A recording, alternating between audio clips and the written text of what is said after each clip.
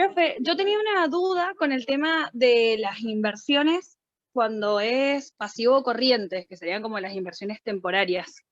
Porque en el trabajo decía, todos los demás rubros van a actuar como espontáneos, o sea, no tenía objetivo. En ese caso, ¿esas inversiones también las hacemos por incremento de ventas o pasan al proyectado tal cual están? Esa era mi duda. En el práctico que entregaron, decís. Sí, el que teníamos que entregar de Hay estado de resultados. inversiones, ahora lo vamos a ver un poquito. Era inversiones permanentes, no temporarias. ¿O te escuché mal?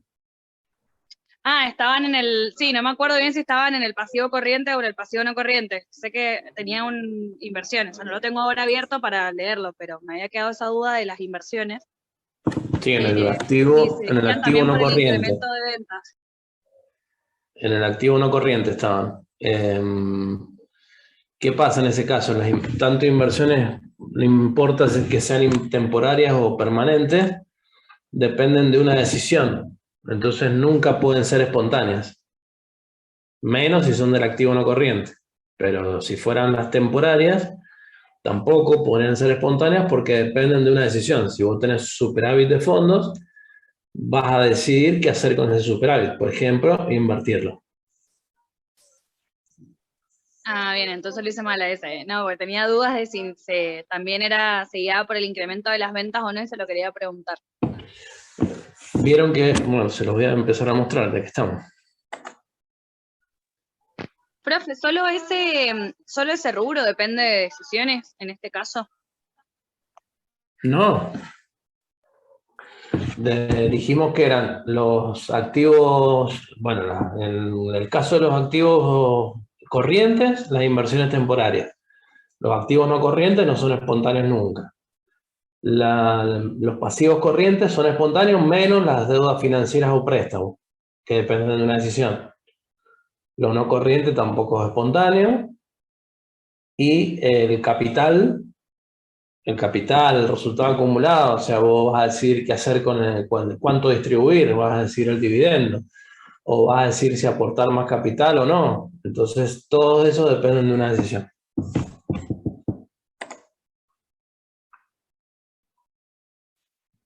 Profe, una consulta.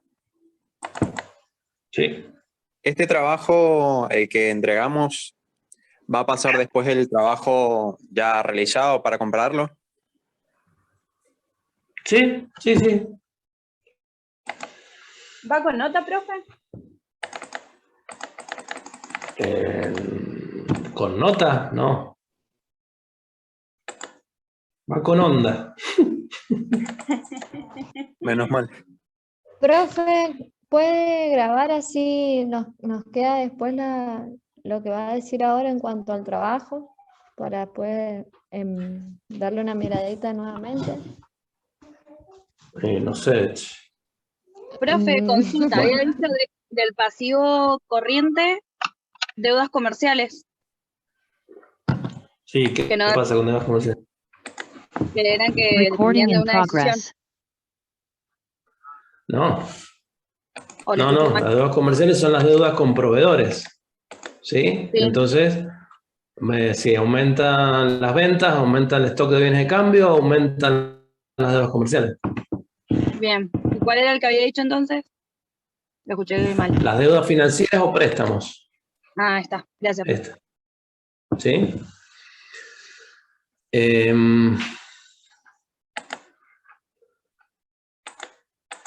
Bueno.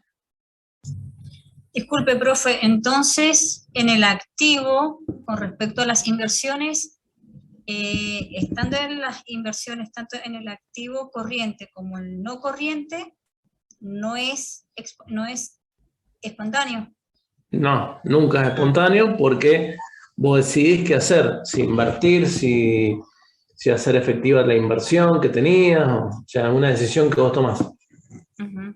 Siempre va a haber un tenía objetivo. como que eran las temporarias nada más en el activo, o sea, en el activo corriente, que en el activo no corriente. No, en general, todo el activo no corriente nunca es espontáneo, porque bienes de uso depende si vos compras o no, depende de una decisión. Activos intangibles, si vos haces una marca, una patente, también depende de una decisión, y las inversiones permanentes también dependen de una decisión. Bien. Bien. ¿Sí? En Perfecto. general, Gracias. aquello que es espontáneo es lo corriente. Activo corriente, pasivo corriente. En el activo corriente, menos las inversiones temporarias. En el pasivo corriente, menos la deuda financiera o los préstamos. Esos dos rubros del corriente, del activo y el pasivo, dependen de una decisión.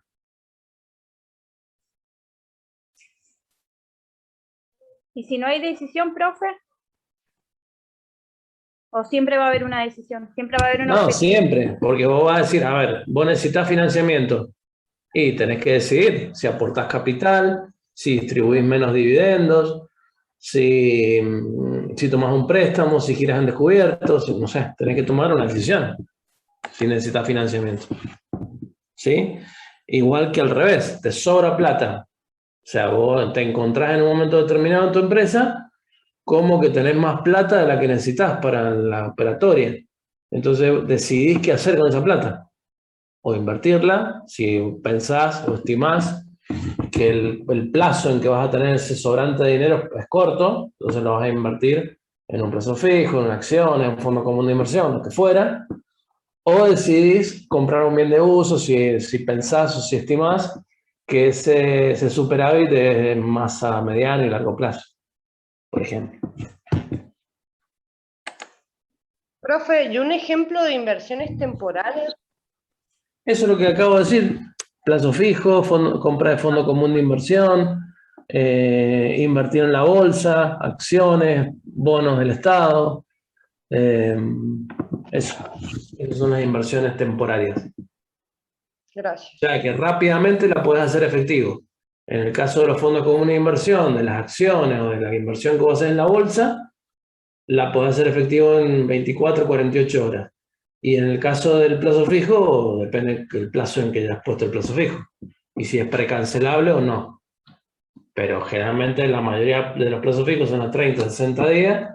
Entonces, rápidamente, a lo sumo en 60 días, lo vas a hacer plata. Claro. Suponete, vos tenés una empresa donde vos, no sé, estás administrando una bodega. En las bodegas, en general, en diciembre, enero, empezás a juntar plata. O sea, porque no tenés poca producción y vendés mucho. ¿Sí? Porque vienen las vacaciones, por X motivo. Entonces empezás a juntar plata y todavía no estás invirtiendo en la compra de la uva, en todo el proceso productivo, que en este caso, en caso del vino, como en otros productos perecederos, se da en un momento determinado. Obviamente que después podés elaborar, pero la molienda de la uva la tenés que hacer en un momento determinado. ¿Sí? Entonces, en determinado momento, en febrero, marzo, abril, empezás a necesitar mucha plata en una bodega. Y la vuelta se da cuando llegas a diciembre, enero, te sobra plata. Entonces vos sabés que en febrero, marzo, abril vas a necesitar plata. Si tenés un sobrante en diciembre y vas a hacer un plazo fijo, vas a invertir en un fondo común de inversión. O sea, vas a invertir ese dinero temporariamente porque sabes que dentro de poco vas a necesitar esa plata y más para capital de trabajo. Claro. Bueno, por lo menos eso es lo que me pasaba a mí cuando estaba en una bodega. Pero bueno, en general tiene que ser así, casi seguro. Bueno, por el tema del proceso productivo en un momento determinado. Bien. Entonces, ¿qué hacemos con el tema de inversiones? Que estaban preguntando recién, que eran inversiones permanentes. Acá, cuando nosotros hicimos el estado de resultado, pusimos en el estado de resultado, bueno, esta resolución se la pedí prestada a una alumna que seguro que si la ve dice, esta es mía. Y de ahí hice las correcciones, o sea, corregí lo que estaba mal. Este resultado por inversiones permanentes era la ganancia que nosotros teníamos, ¿sí? Los 212.500, que cuando calculamos el estado de resultado, vimos que era el 25% de la ganancia que tenía la empresa vinculada. suponemos, la empresa vinculada ganaba 850.000 pesos, entonces proyectamos que ganaba 850.000 pesos, como la empresa que estábamos analizando tenía el 25% del capital, entonces el 25%, 850.000, son los 212.500 que pusimos en resultado por inversiones permanentes. Si estuviéramos haciendo contabilidad, ¿qué pondríamos? Pondríamos, esta es una cuenta de resultado positivo, o sea que se acredita. ¿Qué debitaríamos? Y debitaríamos inversiones, porque el capital de las inversiones que la empresa tiene, al ganar plata, se va incrementando. Es algo que ustedes saquen la plata de esa empresa, que no es lo habitual, y tampoco es posible que saquen el 100%, porque la otra empresa también tiene un tema de dividendos. La plata que ustedes van ganando en la otra empresa, ¿sí?, se va acumulando en el rubro inversiones. Entonces, estos 212.500 lo deben sumar a las inversiones que ustedes tenían, a este 1.123.870. Entonces les va a quedar 1.123.000 más la ganancia, les va a quedar el rubro inversiones 1.336.370. ¿Sí?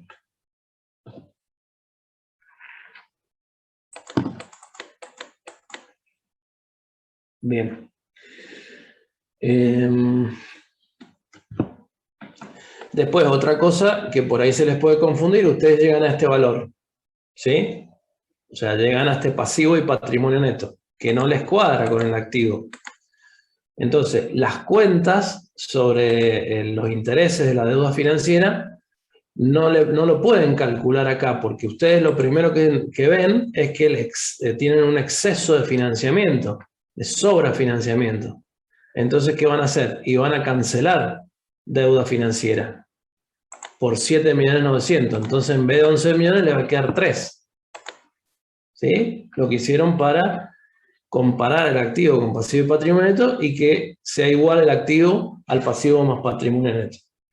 Entonces, los intereses los tienen que calcular sobre 3 millones y sobre 2.643.000, bueno, sobre la deuda financiera que les queda después de haber hecho la resolución de las deudas financieras a largo plazo. ¿Sí?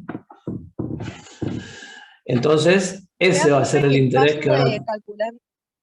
¿Cómo? O sea que el paso de calcular los intereses en el estado de resultado es como el último paso. Es el último paso. Ustedes primero. Bien. O sea, nosotros habíamos hecho este estado de resultado, digamos, esta columna D, que habíamos hecho proyectando las ventas, el costo, los gastos, bueno, todo lo que vimos el otro día o hace dos o tres semanas en la clase. ¿Sí? ¿Qué hacíamos? Dejábamos los intereses igual. El estado de resultado era con los intereses 2.874.300. Lo dejamos igual en una primera instancia. Una vez que lo dejamos igual, vamos a calcular el estado de situación patrimonial. Pero vamos a calcular el definitivo, ¿sí? Que cuadre el activo con el pasivo más patrimonio neto. Y ahí vamos a calcular las deudas financieras, o sea, los intereses sobre esas deudas financieras. Y entonces ahí vamos a venir acá y vamos a decir, bueno, acá tenemos 3.230.000 de corto plazo, con una tasa del 27, nos va a dar un interés de 878.000. Y en el no corriente tenemos 2.643.000 al 28,5 de tasa, 753. La suma de los dos, 1.632.119. ¿Sí? Entonces, ¿qué tendrían que hacer acá? Ese proceso que yo les digo que no se agota en esto, sino que ustedes tienen que cambiar los intereses, colocar los intereses correctamente. Al cambiar los intereses y ser más chicos, aumenta el resultado. El impuesto a la ganancia también aumenta porque hay más ganancia, pero el resultado neto también aumenta. Entonces, ¿qué tienen que hacer? Volver a calcular los dividendos en base a estos 10 millones. ¿Sí? ¿Qué van a tener? Si tienen 10 millones de resultado, este resultado acumulado, ¿qué va a pasar? ¿Va a aumentar o va a disminuir? Si en vez de tener 9.600.000, tienen 10.400.000. Va a disminuir. Gana más plata. Va a aumentar, profe. Va a aumentar. Acumulado aumento. ¿Sí? Pero no reparte más dividendos, profe. Sí, pero el resultado es mucho más grande. Entonces, si vos te venís acá y decís, bueno, ¿cuántos son los dividendos? Eran 1.924.000 con el resultado original. Si yo ahora hago a este resultado 10.428.000, le calculo el 20%, tengo más dividendos, sí, obvio que tengo más dividendos. 2.085.000, ¿sí? Si yo proyecto el rubro resultado acumulado, tengo 22.500.000 más 10 millones de resultado, 10.428.000 menos el dividendo, que ahora es más grande. ¿Qué me va a quedar? Más o menos.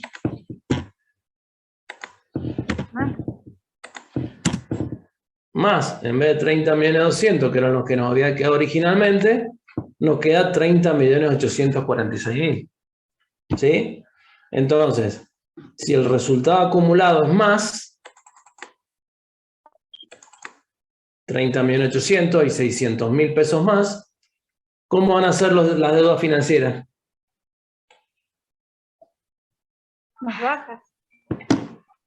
Más bajas, ¿sí? Entonces, van a tener deudas financieras por 600.000 pesos menos, entonces van a venir acá, van a volver a calcular los intereses, van a tener otro resultado, que ahora se va a acercar más, va a ser una cosa intermedia, bueno, hasta que no haya tanta diferencia. Ese proceso lo tienen que repetir 4 o 5 veces, hasta que ya no quede mucha plata de diferencia, como acá, que queda entre 9.600.000 y 10.400.000. En un momento determinado van a quedar 300 pesos, 500 pesos y ahí termina, ¿sí?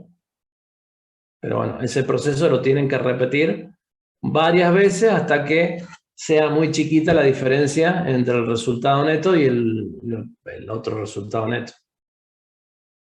Eso lo teníamos que hacer en el trabajo, profe. No. Eso es lo que le quería.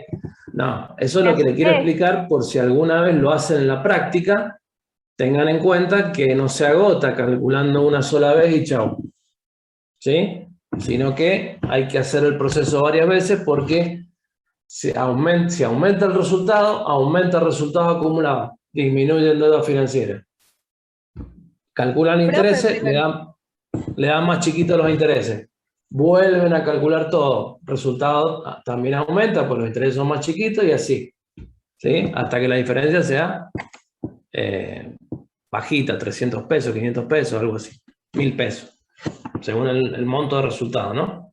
1.000 pesos sería el 0,1%. O menos, 0,01. Profe, pero en el trabajo sí tenemos que calcular lo de los intereses, recalcular lo de la deuda financiera y lo de los dividendos. Eso sí. Claro, una sola vez. Una sola vez como para que sepan cuál es la mecánica, sabiendo que no se agota el proceso en eso solo, sino que se vuelve a retroalimentar, sigue habiendo diferencia, entonces lo vuelven a calcular. ¿Sí? Pero una sola vez basta. Después la mecánica es igual.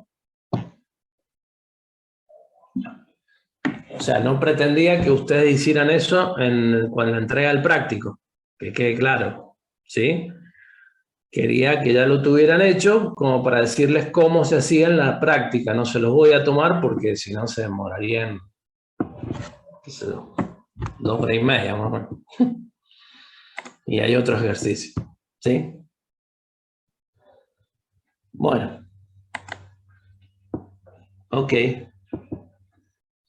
¿Hicieron el ejercicio de descuento por pronto pago? ¿Qué quedaba?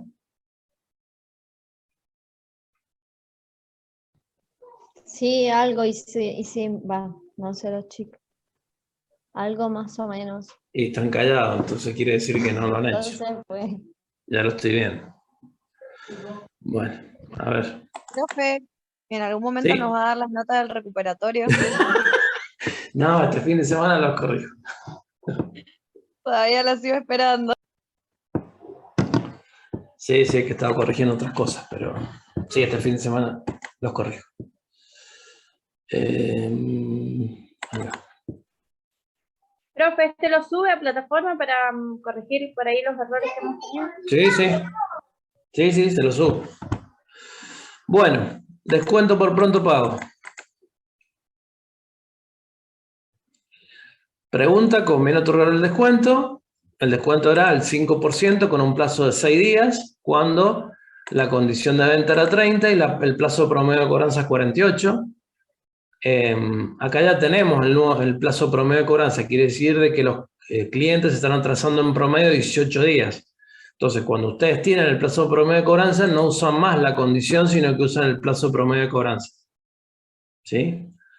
Esta condición de venta no la usan más porque la realidad es que no están pagando los clientes a 30 días, sino que están pagando a 48. ¿Sí? Entonces, la disminución de los créditos se va a dar tomando en cuenta estos 48, no estos 30 días.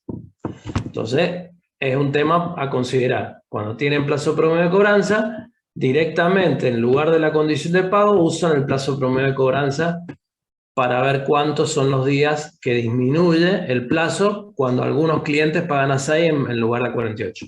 ¿Sí? Bien. ¿Cómo sacaron el costo marginal?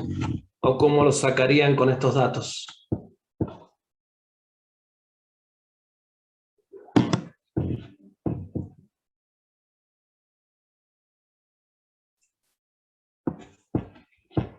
Están todos calladitos, ¿y qué les pasa? Y en este caso, profe, ya están las ventas anuales. Entonces, hay que tomar las ventas, sobre las ventas anuales, el porcentaje que toman el descuento. Claro, el 15% En este caso, de estas ventas se van a tomar el descuento. ¿Sí? Ajá. Entonces van a ser 2.745.000. Lo dividí por 100 porque no estaba el porcentaje, sino decía 15. Entonces, 2.745.000 se van a tomar el descuento. Entonces, ¿qué porcentaje es? El 5%. Con lo cual, lo que va a dejar de percibir la empresa es el 5% de estos 2 millones que van a pagar con descuento. 137.250. ¿Sí?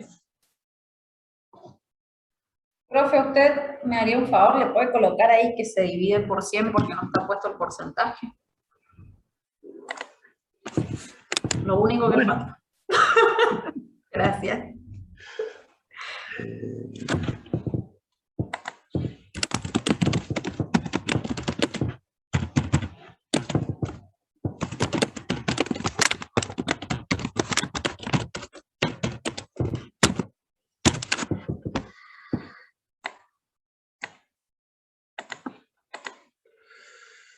Bien, entonces tenemos este costo marginal, que es lo que la empresa deja de recibir por otorgar el 5% de descuento a algunos clientes, que son todas estas ventas, que nos pagan a 6 días tomándose el descuento. ¿Sí? Entonces, 137.250. ¿Cómo van a calcular la utilidad marginal? ¿Qué es lo primero que tienen que sacar?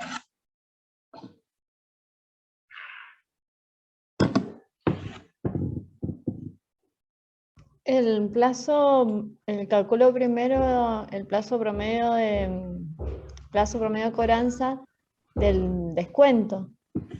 Claro, Calculo toma en el cuenta teniendo en a cuenta cuánto el se va a ir el descuento. plazo promedio de cobranza, que está en 48, cuando el 15% de las ventas o de los clientes se van a tomar 6 días para pagar nada más, ¿sí? En lugar de 48.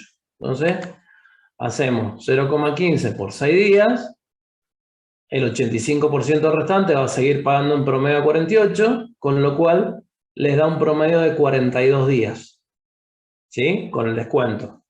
Es decir, que se disminuye el plazo promedio de cobranza 6 días. De 48 pasa a 42. O sea, la empresa logra a través del descuento por pronto pago que el plazo promedio de cobranza se achique, que sean menos días. Y por ende, ¿qué va a hacer? ¿Qué se va a achicar también? Los créditos por venta. Claro, crédito por venta, exactamente. Entonces, vamos a tomar los 18.300 por 6 días, no tiene nada que ver con este plazo, justo igual, sino que los 6 días la diferencia entre 48 y 42, o sea, lo que disminuye el plazo promedio de cobranza sería dividido 360. Eso me va a dar lo que disminuye créditos por venta, 305.000. ¿Sí? O sea, tomen en cuenta entonces, ahí les queda grabado, que los 6 días se refiere a la disminución que sufre el plazo promedio de cobranza, que de 48 días pasa a 42. No tiene nada que ver con estos 6 días del plazo para pagar con descuento. ¿Sí?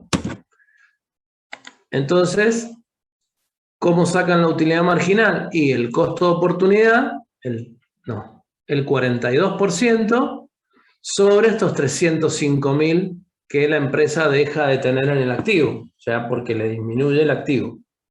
Entonces, el 42% de 305.000 le da 128.100, con lo cual el beneficio marginal es 128.100 de utilidad marginal menos 137.250 de costo marginal.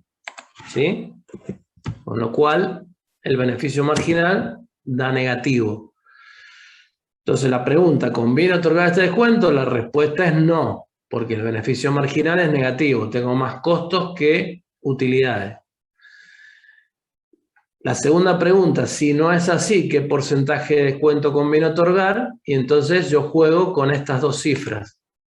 Estos 137.250, el 5% de descuento. Los 128.100, X. ¿Sí? Entonces 128 por el 5 dividido 137. ¿Sí?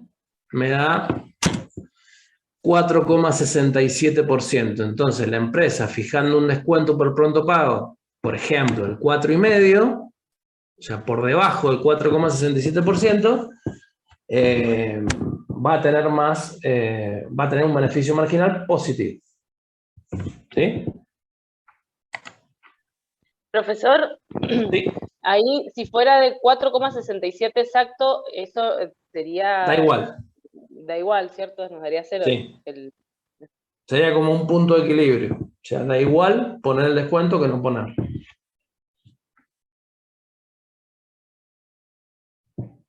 Gracias.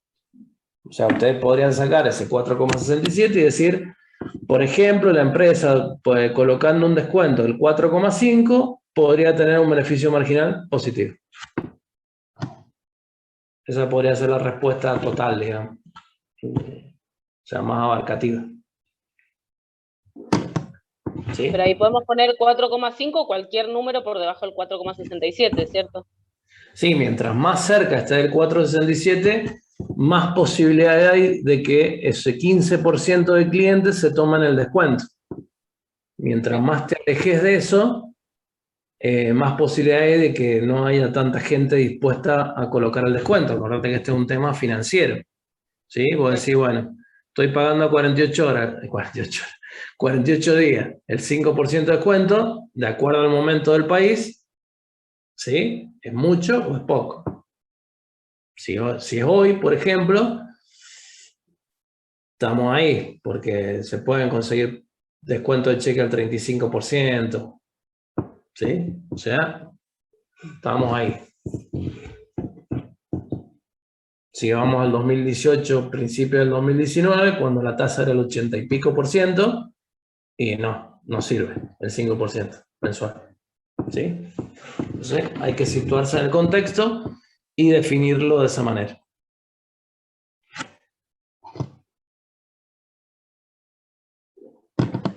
Bien.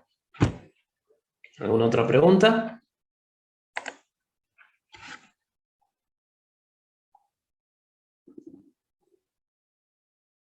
Hoy están como tímidos, no sé. Profe, ¿puede poner ahí el cursor en los 305.000 para ver la fórmula? Bueno, no sé en qué le pifié acá. A ver.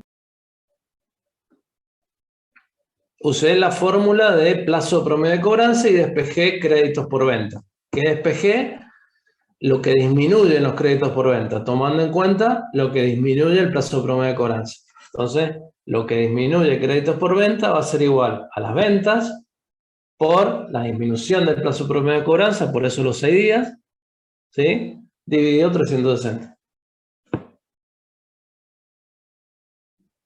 Pero partí del ratio plazo promedio de cobranza.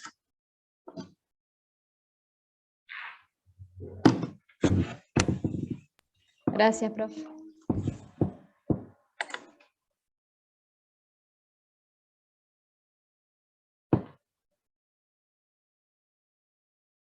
Profe, le hago una consulta. Yo estoy Sí. un poquito perdida con este tema porque todavía no termino de ver la clase del miércoles. Pero el plazo promedio de cobranza no se utiliza para sacar el costo marginal. ¿O yo estoy confundida?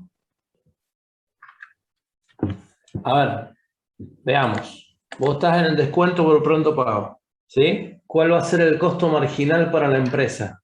Lo que deja de cobrar por otorgar el descuento. Sí. Hay clientes que en lugar de pagarte el 100% de la factura, te van a pagar el 95% de la factura, pues se van a tomar el 5% de descuento. Entonces, ese es el costo para la empresa, lo que deja de cobrar. ¿Sí? Bien. La utilidad marginal va a estar dada porque es justamente al revés del otro ejercicio de alargamiento de la condición de pago, de la concesión de créditos. ¿Sí? ¿Por qué? Porque en ese caso se te incrementaban las inversiones, los créditos por venta, los bienes de cambio, ¿sí? Entonces, al incrementarse las inversiones, para vos era un costo, pues tenías dinero inmovilizado, activos inmovilizados, y eso te generaba un costo de oportunidad. En ese caso, negativo. Por ejemplo, si vos tenés más stock, podés tener más pérdidas, podés tener más roturas, podés tener merma, podés tener costo financiero por tener inmovilizado mercadería, ¿sí? Entonces es algo negativo para la empresa. En este caso, pasa todo lo contrario. No es que aumente el activo, acá disminuye el activo. ¿Por qué? Porque los clientes te están pagando 6 días antes. 48 pasa a 42, porque algunos te pagan a 6 días. Bien, perfecto. ¿Sí? Entonces, al disminuir el plazo promedio de cobranza, disminuye el activo, disminuyen los créditos por venta. Y eso te genera un costo de oportunidad positivo, porque vos dejás de tener plata inmovilizada en el activo y la podés usar para otra cosa, para hacer negocio, por ejemplo. Bien, Profe, gracias, profe. Sí. eso que baja el crédito por venta, ¿aumenta resultados acumulados o no? No es así la relación. Nada que ver.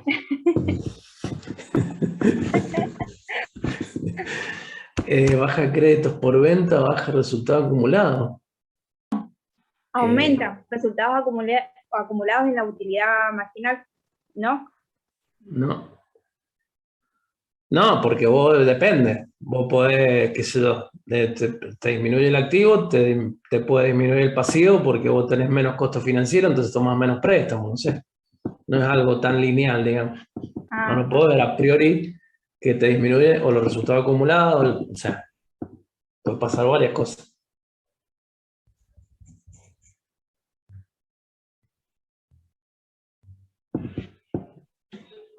O sea, no hay una vinculación lineal como la que vos planteás. Sí o sí, si te disminuye el crédito por venta, te disminuye el resultado acumulado. O te aumenta el resultado. Te aumenta o te disminuye, no sé qué dijiste. El resultado acumulado. ¿Sí?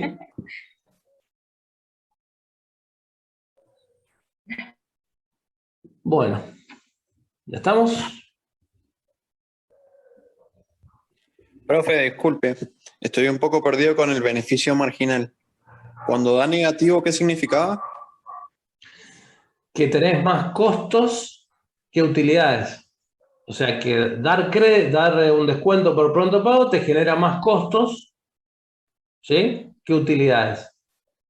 Entonces tenés un resultado negativo, digamos, un beneficio negativo.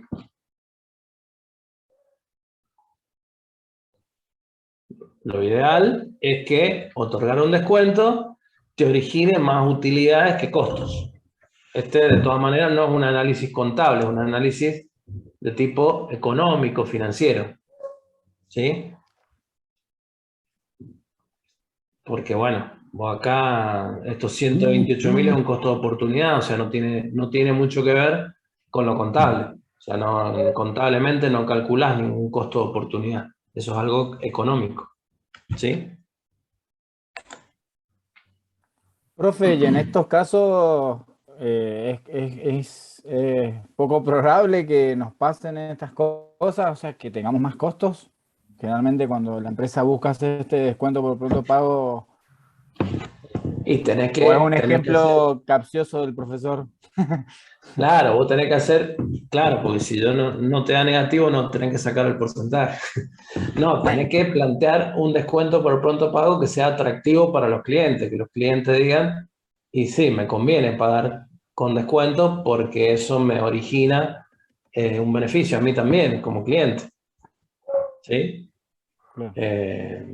Entonces, bueno, algunos clientes nunca se van a tomar ese beneficio porque están en los palos con las águilas y siempre van a tener problemas financieros o van a tener descubiertos, lo que sea, entonces no les va a convenir o ni se lo van a plantear siquiera. Y hay otros clientes que dicen, bueno, si este me da un 10% de descuento y me conviene, lo tomo, porque tengo dinero ocioso. Chao, lo tomo. ¿Sí?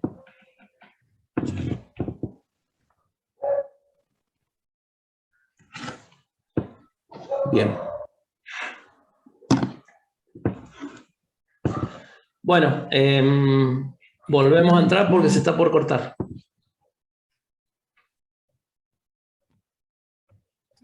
Bueno. Tranquilidad de todos, si quieren, yo me comprometo a grabar las clases en Financiera 2. Me llevo un equipito para filmar y lo filmamos. Cuente con eso, ¿eh? Si lo dejan. Ay, no, qué genio.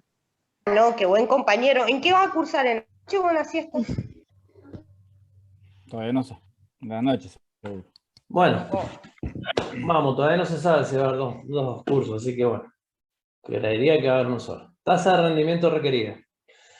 ¿Qué vamos a ver acá? Vamos a ver el costo de capital, ¿sí? Cómo calculamos el costo de capital, y dentro de ese costo de capital tenemos la tasa de costo de oportunidad o el costo de oportunidad. Es decir, lo que dejamos de ganar por colocar el dinero en una inversión y no en otra inversión alternativa. Ese es un costo de oportunidad. Por ejemplo, yo tengo 1.000.000 de pesos y decido invertirlo en acciones. Tengo como costo de oportunidad la tasa de plazo fijo, por ejemplo. ¿Sí? Entonces, es lo que dejo de ganar ese costo de oportunidad por colocar el dinero en la compra de acciones y no colocarlo en un plazo fijo. Si estamos hablando de un proyecto de inversión, no de inversiones financieras, digamos, es la rentabilidad mínima esperada por un inversor para colocar el dinero en una empresa o en un proyecto y no en una inversión alternativa. Es decir, volvemos al ejemplo. Yo tengo 1.000.000, tengo como costo de oportunidad, por ejemplo, el plazo fijo, y digo, bueno, la tasa de plazo fijo es el 37%. Bueno, si yo hago un proyecto de inversión, quiero ganar más del 37%. ¿Sí? Entonces ese es mi costo de oportunidad, la rentabilidad mínima esperada para colocar el dinero en ese proyecto y no en otra inversión alternativa como podría ser un plazo fijo. ¿Sí? Entonces, si se tiene menos rentabilidad, no se lleva adelante el proyecto. Por ejemplo, si yo evalúo el proyecto y me da que tiene una rentabilidad del 30%, digo, no, me conviene poner la plata a plazo fijo y no hacer este proyecto que me va a dar una rentabilidad menor. Entonces, si me da más, tengo que evaluar si esa cantidad de ese porcentaje superior es suficiente para que yo invierta en un proyecto y no coloque el dinero, por ejemplo, a plazo fijo. ¿Sí? Entonces, siempre tomamos en cuenta el costo de oportunidad cuando colocamos nuestro capital propio, ¿sí?, en hacer una inversión determinada. Yo le digo plazo fijo como un ejemplo, pero no es una tasa de costo de oportunidad que sea muy válida que digamos. ¿Sí? ¿Por qué?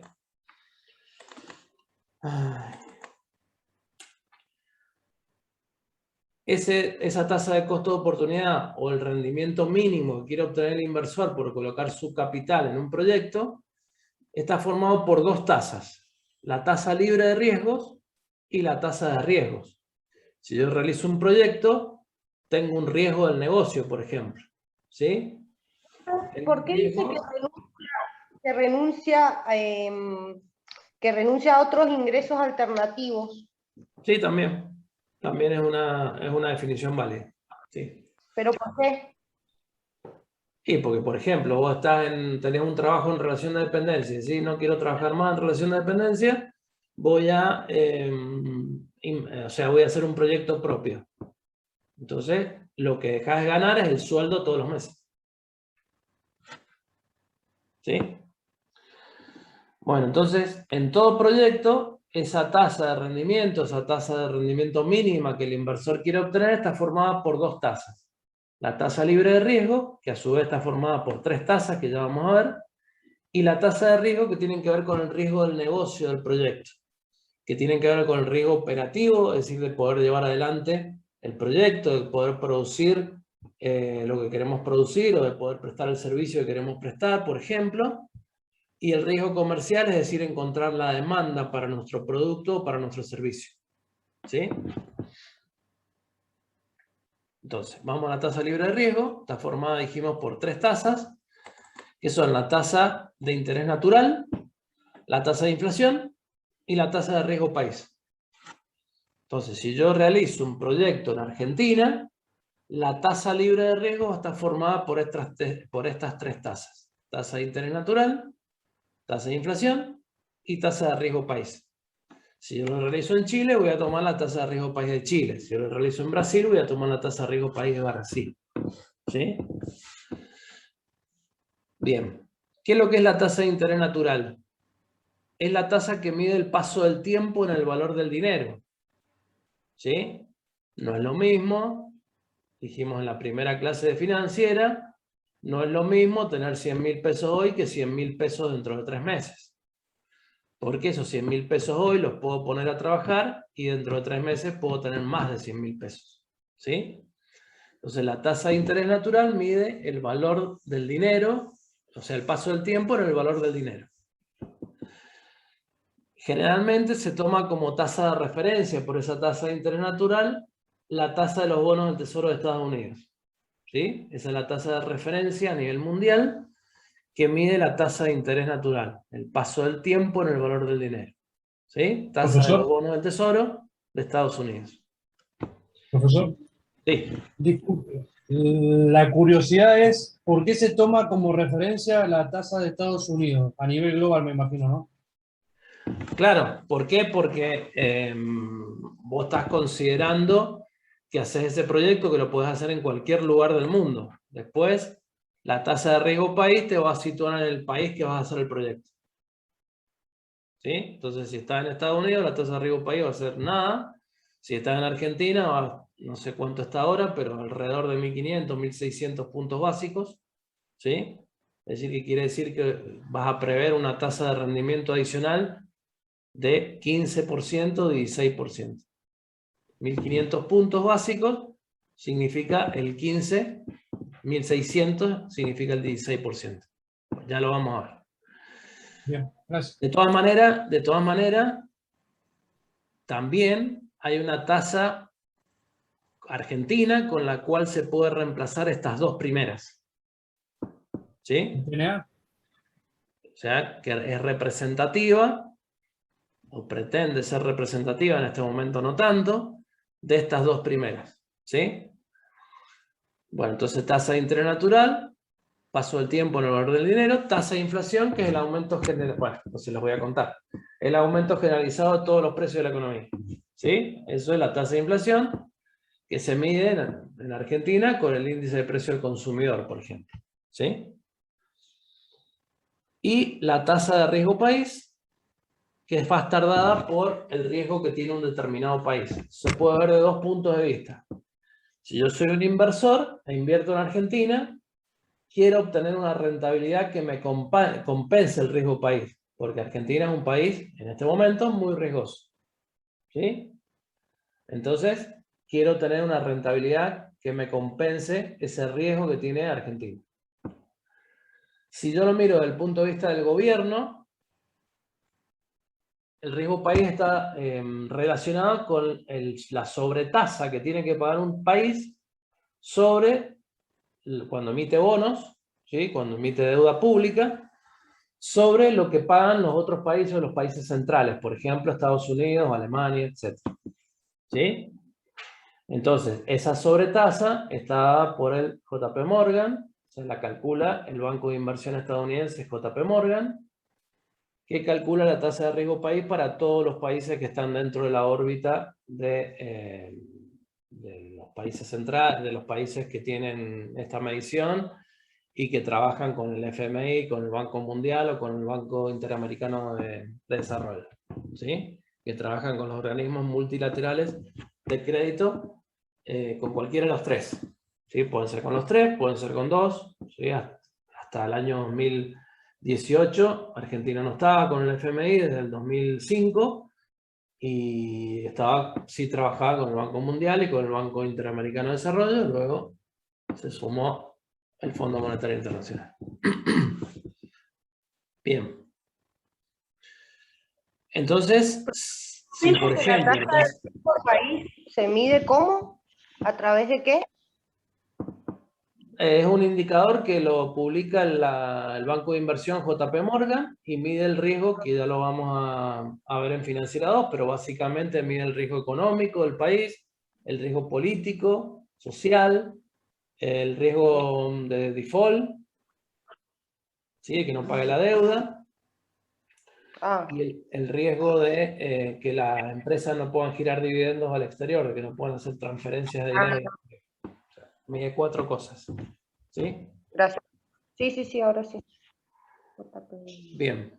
Entonces, por ejemplo, si lo mirábamos a través de una empresa, si el riesgo país es 1.500 puntos básicos, la empresa que invierte en Argentina va a querer tener un rendimiento adicional, o sea, una rentabilidad adicional del 15% por sobre la rentabilidad que obtendría en Estados Unidos, en Alemania, en Francia, en Europa en general. ¿Sí? Si la miramos desde el punto de vista del país, cuando emite deuda pública, cuando emite bonos, quiere decir que Argentina pagaría, si pudiera emitir deuda, que en este momento desde hace tiempo no lo puede hacer, desde el 2018, pagaría una tasa 16 o 15 o 16% superior a la que paga Estados Unidos, Alemania, ¿sí? Todos los países centrales. Entonces, por ejemplo, Brasil tiene 300 puntos básicos de riesgo país, paga el 3% más. Argentina tiene 1.500, pagaría el 15% más. ¿Sí? Pero entonces es la tasa que se puede decir de la herramienta de emisión monetaria. O sea, en el caso de que queramos plata. Emisión de bonos. Emisión de bonos, perdón. Sí. O sea, o te puedes como financiar, usted dijo, una de las formas de financiar de un país es a través de la emisión de deuda pública. Sí. Entonces, con eso se mide el riesgo país. Es una de las partes. Exacto. Bueno, mira. Pero también lo puedes ver que, digamos, en esto que estamos viendo, el cálculo de costo de capital, estamos viendo el costo de capital de un proyecto, una empresa, entonces lo medimos a través del riesgo país, medimos el rendimiento adicional que quieren los inversores por poner la plata en un proyecto en Argentina. ¿Sí?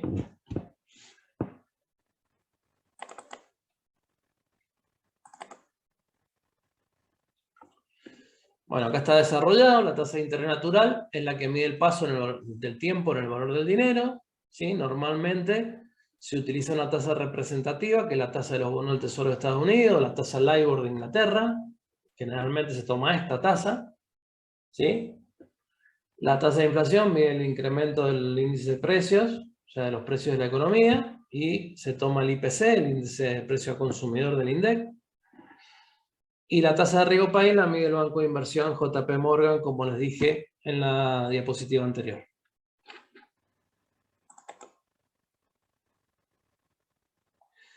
Entonces, ¿cómo la calculamos? La tasa libre de riesgo y sumamos las 3 tasas. ¿Sí? Y obtenemos la tasa libre de riesgo.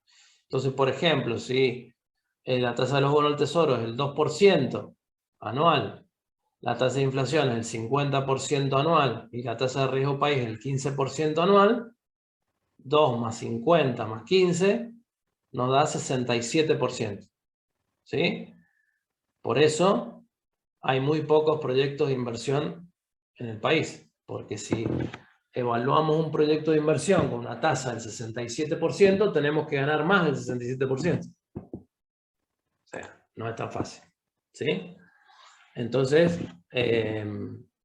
eso implica, hay gente que no va a hacer ese cálculo y se va a mandar a invertir igual. Pero si hay empresas importantes que hacen ese cálculo y dicen, puede ser que en algunos casos le dé positivo, pero es difícil tener una rentabilidad mayor del 67% para que el proyecto sea rentable o viable.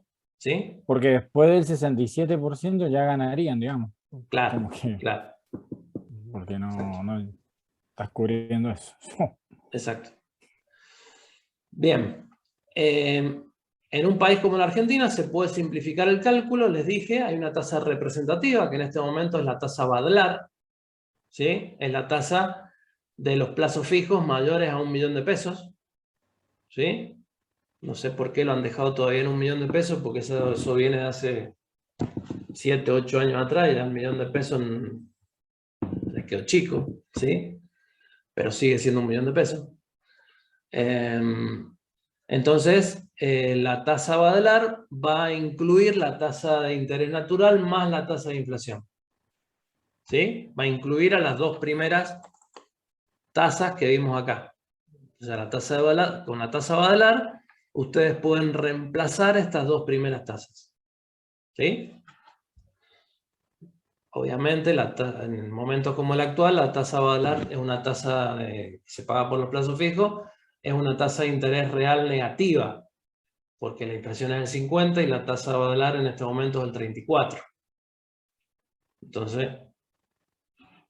no estarían saliendo muy derechos con esa tasa representativa. ¿Sí? Pero bueno. La tasa de riesgo país, como les decía, viene expresada en puntos básicos. ¿Sí? Por ejemplo, 1500 puntos básicos. Se la divide por 100 y se obtiene el porcentaje, 15%. ¿Sí? Si en la fórmula la queremos poner en tanto por 1, se vuelve a dividir por 100. ¿Sí? Para que les dé 0,15. ¿Sí? Dependen cómo vayan a tomar la fórmula, si en porcentaje o en tanto por 1. Todas las tasas. ¿Sí? Bien. Acá hay un ejemplo, tasa de los bonos del tesoro 2,5, tasa de inflación 28%, obviamente las dos anuales, tasa de riesgo país 1250 puntos básicos, 0,025, la divido por 100 y la transformo en tanto por 1, 28 dividido 100, 0,28, y la tasa de riesgo país, como les decía, si la divido por 100 es 12,5%, y entonces ahí la divido por 100 de nuevo para que me den tanto por 1, 0,125. ¿Sí? Sumo las 3 y eso me da el 43% o 0,43. ¿Sí?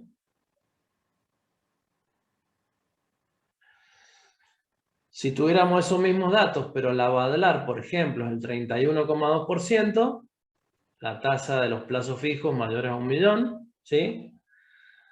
¿Cómo la calcularíamos? La tasa libre de riesgo. La tasa libre de riesgo la vamos a simbolizar con el RL, ¿sí? 0,312. Tasa Badlar, que reemplaza las dos primeras, más 0,125, que es la tasa de riesgo país, nos da en este caso 0,437 o 43,7%. ¿Sí? Es decir, se toma la Badlar, que incluye a las dos primeras, la tasa de interés natural más la tasa de inflación. Entonces, según los datos que tengan, es como la van a calcular. ¿Sí?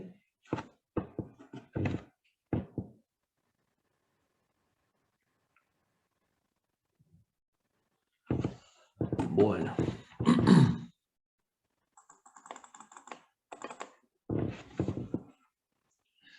Vamos a la tasa de riesgo. La tasa de riesgo mide el riesgo del proyecto o el costo de oportunidad para los inversores. Hay una fórmula con la cual se calcula, que es el modelo de apreciación de activos de capital, ¿sí? Donde se toma en cuenta el RI, es la tasa de rendimiento requerida, es lo que pretenden ganar los inversores por colocar su dinero en un proyecto, que va a ser igual a la tasa libre de riesgo, RL, más un coeficiente beta, que ya vamos a ver qué es lo que es, por el rendimiento promedio de mercado, RM, menos de vuelta RL, o sea, la tasa libre de riesgo. Entonces acá tenemos tasa libre de riesgo en el primer componente de la fórmula y todo el segundo componente es la tasa de riesgo. ¿Sí? Todo este segundo término. Que es beta por RM menos RL. Beta es el riesgo asociado al proyecto y RM es el rendimiento promedio de mercado, por ejemplo, la rentabilidad promedio que obtienen las empresas en la bolsa, por ejemplo, lo puedo sacar de ahí. Otra forma sería la rentabilidad, supóngase que es un inversor que tiene 3 proyectos, sacar la rentabilidad promedio de sus 3 proyectos, va a ser un cuarto, o tiene 2 y va a ser un tercero. Entonces saco el rendimiento, la rentabilidad promedio de los proyectos que tienen en la actualidad ya en marcha. Y lo pongo como RM, ¿sí? Como una tasa de mercado, de rendimiento de mercado, en la fórmula. Y RL la calculo como vimos recién, ¿sí? Con las 3 tasas, o reemplazando a las 2 primeras por la Badelar.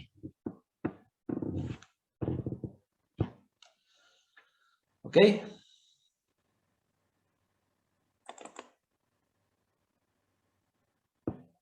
Profe, disculpe, no lo escuché muy bien. ¿Beta qué sería? Beta estaría asociada al riesgo del proyecto, ¿sí? Hay proyectos que son más riesgosos al promedio del proyecto. Supóngase, si ustedes van a evaluar un proyecto minero, el proyecto minero es más riesgoso. ¿Por qué? Porque obviamente pueden ganar mucho dinero, pero si en vez de haber, no sé, 18 millones de toneladas del metal que quieren sacar, hay 12, y se les va a venir abajo el ingreso que tengan con el proyecto. ¿Sí?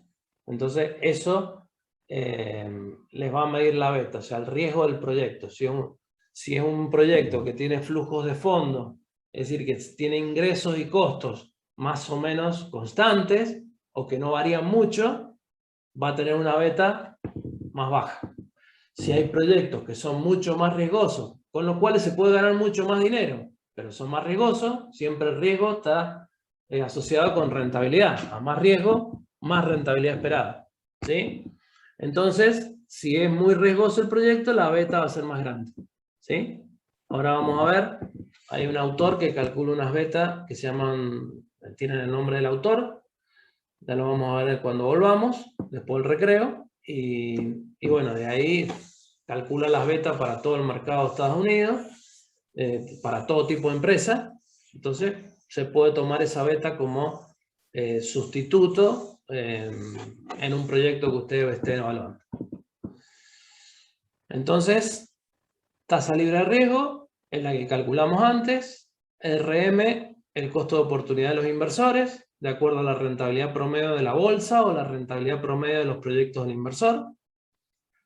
Y bueno, si la beta es un 20% el proyecto más riesgoso que los proyectos que desarrolla el inversor, la beta va a ser 1,20. La beta siempre es un valor que va entre 0 y 2.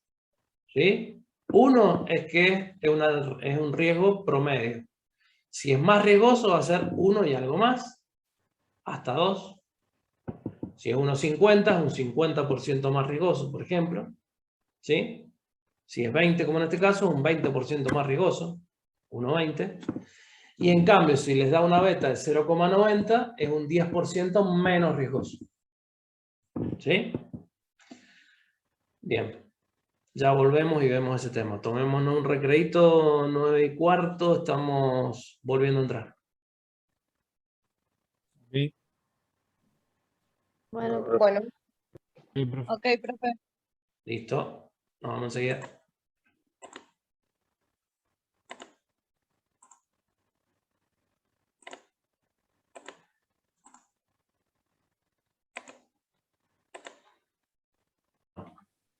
profe, ¿le puedo hacer una pregunta? Sí. ¿Sabe que de lo que estamos viendo ahora, tengo una duda, porque si se evalúa a nivel del riesgo país, pero hay provincias que tienen menos costos o no en cuanto a la inversión de un proyecto? No te entendí el tema de costos, se me cortó justo. Que hay algunas provincias, por ejemplo, veo que lo que estamos viendo es el tema del riesgo país, pero hay algunas provincias que tienen menos costo en cuanto a la inversión de un proyecto. Por ejemplo, San Luis.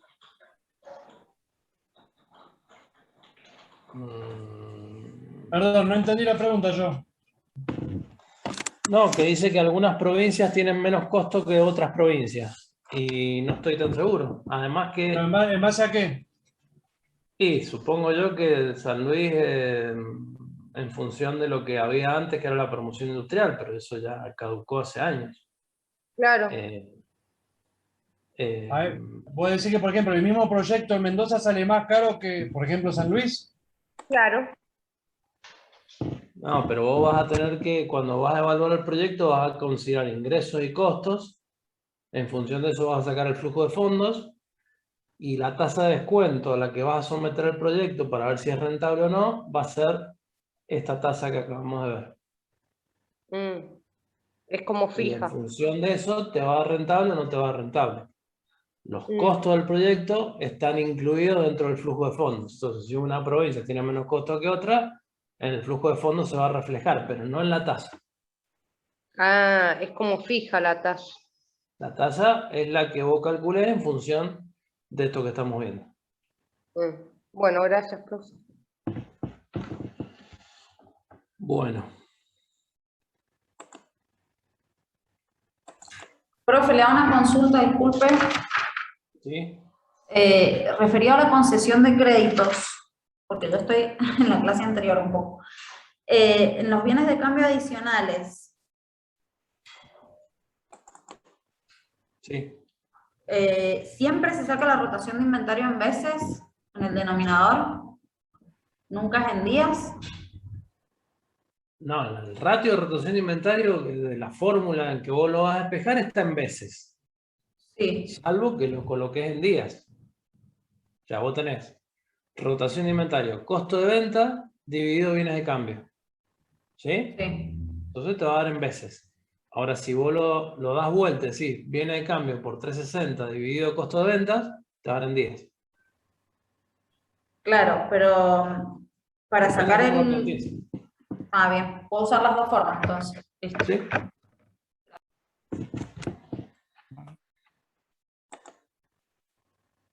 Recording in progress.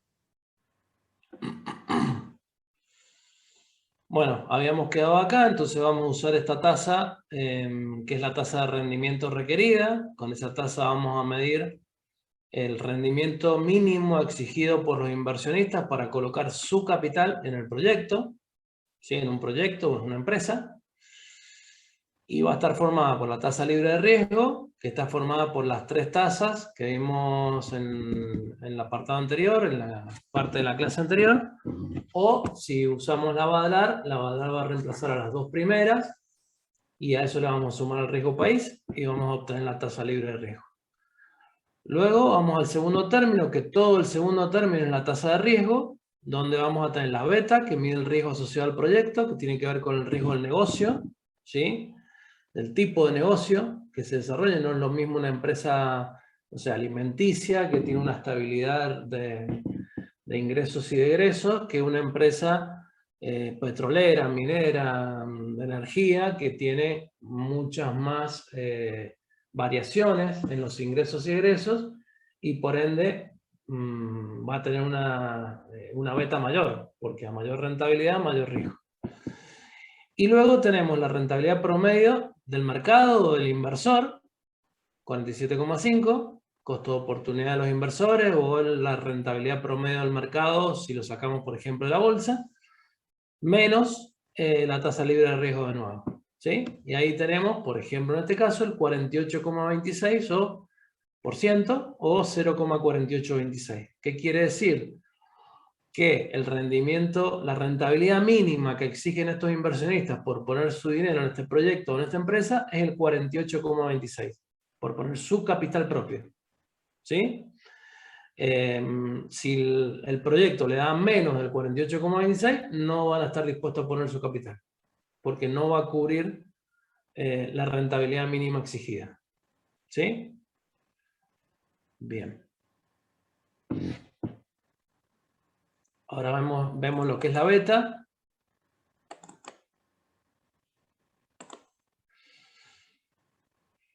En el anterior ejemplo que planteamos está dado con digamos, teniendo en cuenta que el inversionista coloca el capital, su capital o el capital propio en el proyecto de una empresa. Pero puede ser que un proyecto, una empresa, se lleve a cabo con una mezcla de financiamiento, es decir, capital propio y capital de tercero. ¿Sí? Entonces, ahí vamos a usar esta fórmula, que es el costo promedio ponderado de capital, KO, que va a ser igual al costo del capital propio. Lo vamos a calcular de la misma forma que vimos recién, el RI, o sea, la tasa de rendimiento requerida, ese va a ser el costo del capital propio, por WC, que es la proporción de capital propio en el capital total. Por ejemplo, si yo uso 1.000.000 de capital propio y 600.000 de capital de tercero, esa proporción va a estar dada por el capital propio, 1.000.000, dividido el capital total del proyecto, 1.600.000. ¿Sí? 1.000.000 más 600. Después vamos a tener, ya les muestro un ejemplo en un Excel. KD, que es el costo de la deuda, es decir, es la tasa de interés promedio que vamos a pagar por una deuda, por un capital de tercero que tomemos, por ejemplo, un préstamo bancario, por WD, que va a estar dado por la proporción de deuda en el capital total. En el ejemplo que les dije recién, va a ser 600.000 dividido 1.600.000.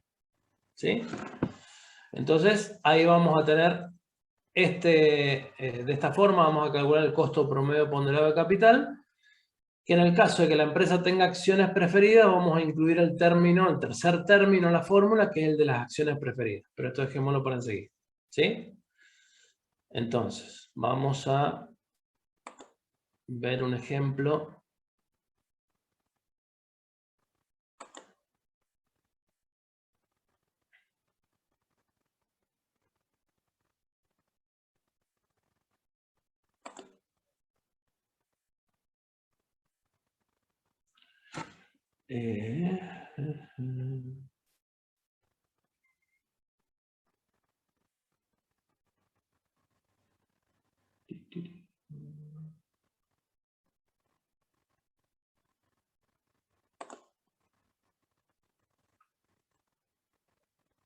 Perdón que estoy sacando unos archivos porque no encuentro el archivo que quiero utilizar.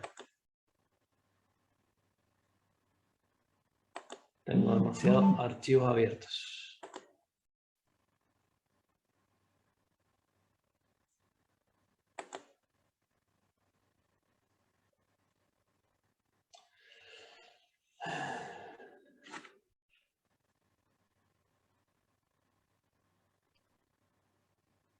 Bueno, se me empacó la...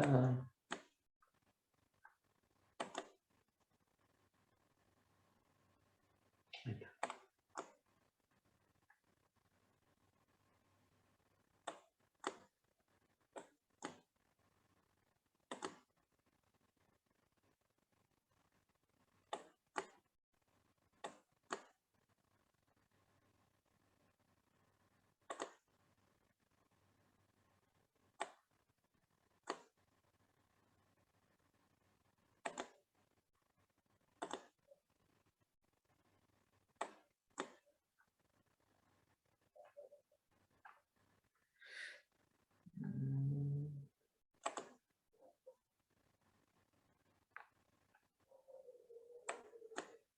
Profe, ¿quiere que salgamos y volvamos a entrar? No. Ya lo soluciono. Bánquenme, che. No hay problema, no hay problema.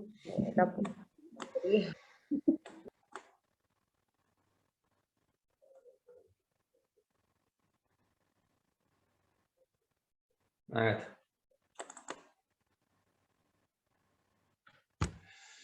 Bien. Este es el archivo de las betas, bueno, del 2020. Habría que ver el 2021 cómo está. Está del autor que les decía, Aswad Damodaran. Ahora también vamos a ver, para que lo conozcan.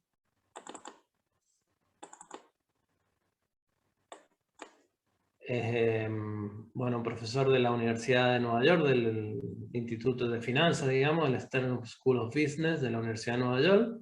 Da finanzas corporativas y valoración de acciones, ¿sí? Este es el muchacho que ha creado, o ha publicado, mejor dicho, ¿sí? Las betas que reciben su nombre, Damodaran. Volvemos al archivo de las betas.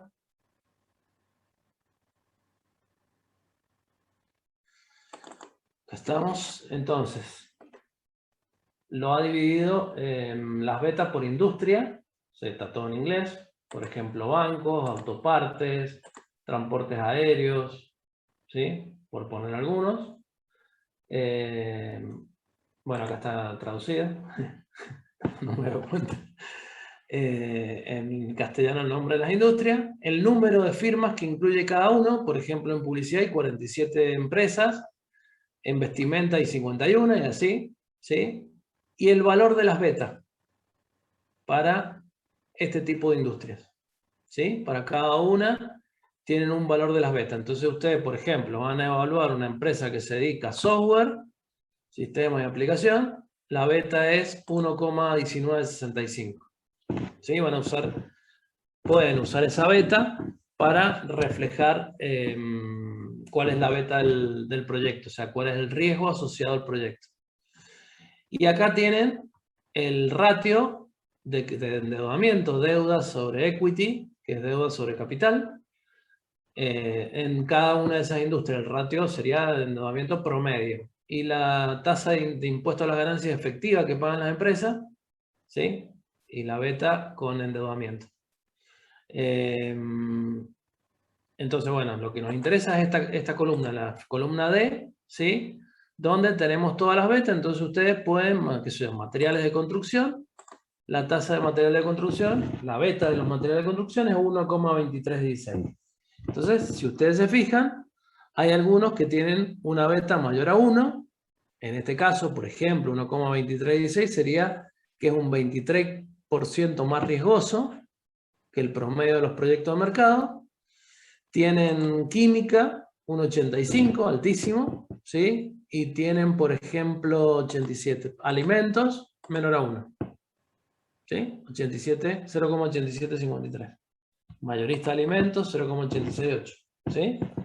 Entonces, tienen distintas ventas para distintas empresas. Entonces ustedes tienen que evaluar un proyecto determinado, buscan y dicen, bueno, voy a usar esta beta. ¿Sí?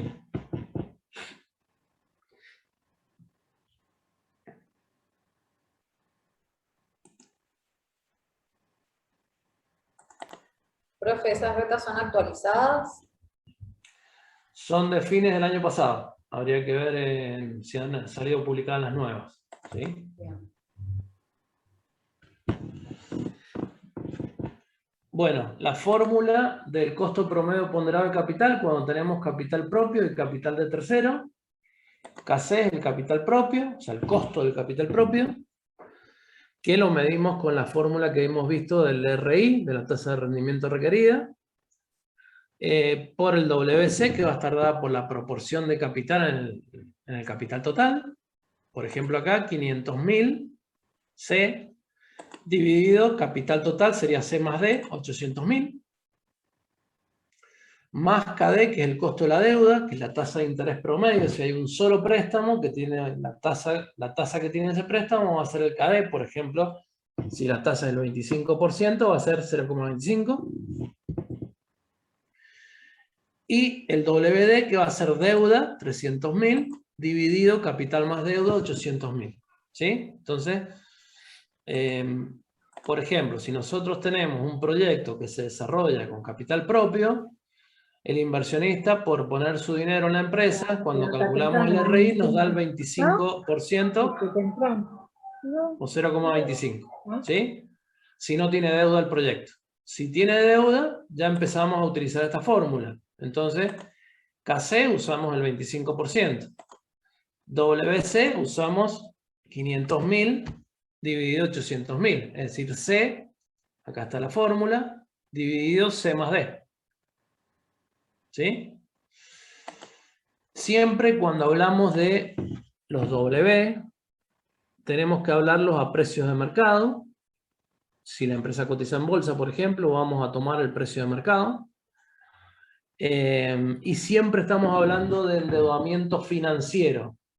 No estamos hablando de endeudamiento con proveedores. No, endeudamiento de tipo financiero nada más. ¿Sí? Préstamos, emisión de obligaciones negociables en la bolsa. ¿Sí? Ese tipo de endeudamiento, o sea, deudas financieras. Entonces, el costo de la deuda, por ejemplo, el 18%, y la WD vendría siendo 300.000 dividido 800.000. O sea, D dividido C más D. ¿Sí? Calculamos, aplicando la fórmula, entonces tenemos 0,25 por 0,625 más 0,18 más por 0,375 me da el 22,38, si lo redondeo, el 22,38%. ¿Sí? ¿Qué quiere decir? De que el proyecto tiene una rentabilidad promedio usando capital propio y capital tercero, tiene que tener una rentabilidad mínima promedio del 22,38%. Si nos da menos, el proyecto no va a ser rentable. ¿Sí?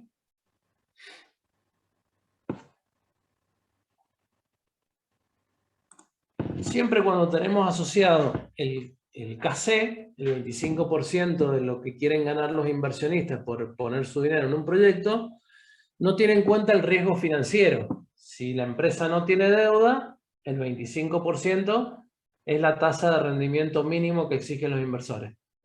Pero si la empresa empieza a tomar deuda, al riesgo del negocio se suma el riesgo financiero. ¿Sí? Con lo cual, a lo mejor ya no van a querer más el 25%, sino que van a pedir un rendimiento mayor, por ejemplo, un 26%. ¿Sí? Así todo, si exigen un 26% y hacemos la fórmula con los porcentajes anteriores, en lugar del 25 les pongo el 26, ¿sí? 26 por 0,625 más 0,18 por 0,37 me da 0,23. Es decir, que usando capital de tercero, ¿sí? Disminuyo el costo promedio ponderado de capital. Esa es la conclusión que podemos sacar. Si no uso capital de tercero, voy a tener un 25% de rentabilidad mínima exigida. Como uso capital de tercero, voy a tener una rentabilidad exigida menor. ¿Sí? ¿Por qué? Porque la deuda es más barata que el capital propio. ¿Por qué es más barata que el capital propio? Primero, porque el inversionista puede arriesgar todo su capital, entonces quiere ganar, ¿sí? De acuerdo a ese riesgo de capital que tiene. O sea, yo pongo todo mi capital en un proyecto, lo puedo perder todo. ¿Sí? Entonces, necesito tener una rentabilidad mínima mayor. En cambio, si yo tomo deuda, los bancos le prestan a miles de clientes. Entonces, el riesgo de los bancos está atomizado. Y además está el ahorro fiscal. Si yo utilizo deuda y soy una SAS o una sociedad anónima, o sea, una empresa que pague impuestos, que sea sujeto de impuestos a las ganancias, el costo de la deuda se va a ver disminuido porque la empresa va a tener un ahorro fiscal. ¿Sí? ¿Por qué? Porque si tomo deuda, los intereses los voy a poder descontar para pagar menos impuestos a las ganancias. lo voy a poder descontar de mi base imponible como un gasto y por ende voy a pagar menos impuesto a las ganancias. ¿Sí? Entonces se produce, si yo uso deuda, un ahorro fiscal que si no uso deuda no se produce, porque yo no tengo intereses y no los puedo descontar. ¿Sí? Profe, el pago es el costo ponderado. Costo promedio ponderado de capital. Gracias. Profe, ¿Acabó? perdón, pero no está...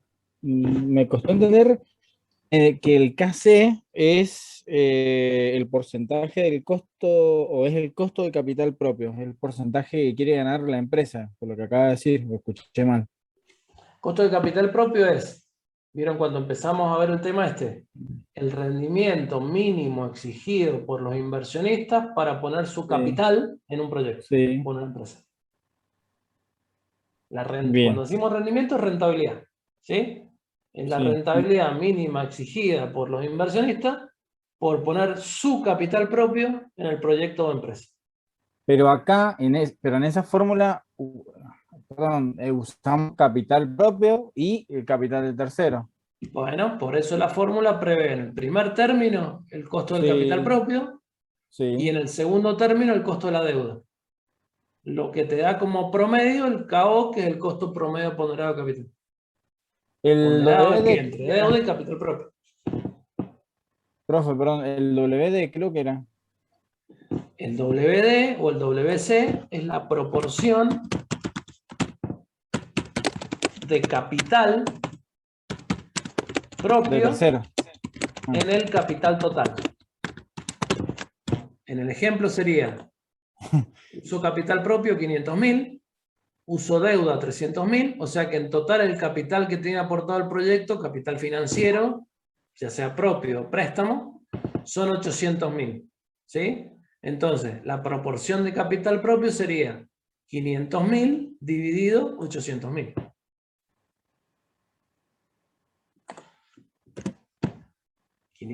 Ah, dividido está bien, 800.000. está bien. ¿Sí? Sí, sí. Y este WD es la proporción de deuda, que es el complemento para llegar a 100 o a 1 en el capital total. Si a mí el WC me da 62%, el WD me da el 38%. ¿Sí?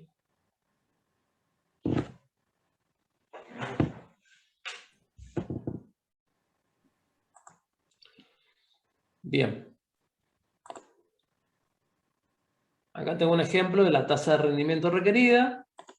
Tasa de los bonos del tesoro, 1,7. Tasa de inflación, 45%. Me quedé corto acá. Tasa de riesgo país, 15,10 o 1.510 puntos básicos. Si lo transformo en porcentaje y lo divido por 100. El adicional de rentabilidad que quiero es el 5%. ¿Sí? En función de la rentabilidad del proyecto. Y la beta de mi proyecto, por ejemplo, es 1,1. Entonces, si yo digo, ¿cuál es la tasa libre de riesgo? Esto más esto más esto. 61,8. Tasa libre de riesgo. ¿Sí? ¿Cuál va a ser la tasa de riesgo? Va a ser el segundo término de la fórmula. Beta por RM menos RL. ¿Sí? Entonces, si yo me vengo acá, va a ser beta 1,10. El adicional de rentabilidad es el 5%, entonces RM menos RL es el 5%, entonces directamente multiplico beta por el 5%. Y me da 5,50. Más 61, la tasa de rendimiento requerida, o RI, me da 67,30. ¿Sí? Este es un ejemplo más o menos actual.